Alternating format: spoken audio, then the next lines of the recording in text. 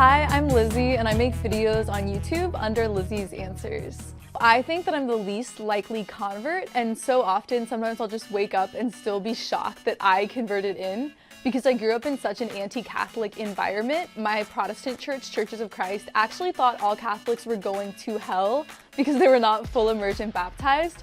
But once I got to college, there was a trend in the philosophy department of people converting into the Catholic Church. Some people from Church of Christ, other Protestant groups, and it really shocked me. And last spring in 2017, I kind of had a last straw moment where I think the 8th or 9th person converted into Catholicism, and I finally was like, what's going on? How are they finding this to be true? So I started reading a lot about the early church and church history, more to just convince myself that everyone was wrong because I was really scared. And as I read more and more, it just seemed that the early church looked Catholic in the 1st and 2nd centuries. A lot of my best friends and family are Protestant and are Church of Christ, and I think that Vatican II especially encourages us to be very ecumenical and to view other churches that are not Catholic as Christian and still having access to a lot of what we have access to. I still attend Protestant churches sometimes with my best friends or my family, and it's really sad knowing that I can never take Protestant communion again. It's kind of like a bittersweet moment when I take Real Presence communion sometimes because I realized I'm separated from my family in that regard. But I find that I still have a really deep connection with everyone in my life who is Christian, and we have a lot of similarities even though there is disagreement. I think social media is a tool that we can use for evangelism. What I do is I never really went into YouTube or into any of my social media trying to convert people.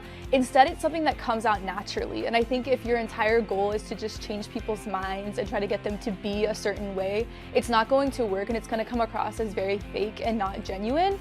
And so with my YouTube channel, I just integrate Christianity into all of my relationship advice. When I talk about college, bipolar disorder, when I talk about anything, I incorporate God into it because God is part of everything. And so I feel like I just am myself. Even with so many of my friends who are not religious, who are atheist and agnostic, I talk about God all the time because he's a huge part of my life.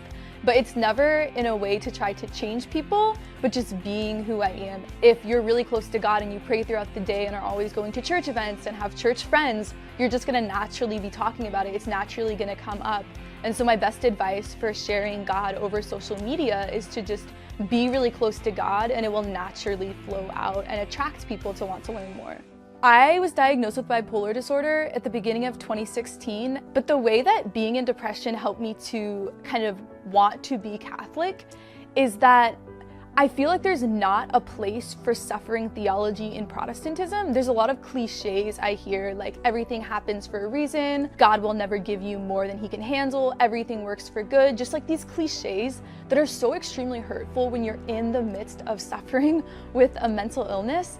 And Catholicism teaches that we can unite our sufferings with Jesus. Even just having Christian art in a Catholic church is very helpful. When I'm in severe depression and I'm at Mass and I'm looking up at the crucifix and I'm looking at Jesus dying on the cross, I'm reminded that he had that experience of being far from God, feeling completely abandoned by God when he was on the cross.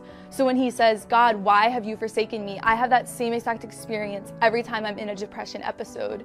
So I feel like I'm encouraged to keep going deeper into my faith even when I feel nothing in my relationship with God. I just feel like a lot of evangelical churches, not all of them, but a lot of them are overly focused on this feeling sentiment, and you're only growing spiritually if you feel close to God, whereas Catholicism teaches that in the suffering and in those dry periods of faith, that's when you're actually closest to God. So I post videos twice a week, every Monday and Friday on my YouTube channel, Lizzie's Answers. I also have social media, Lizzie Reezay. That's my Facebook page, Instagram, Twitter, and my Snapchat is Lizzie's Answers.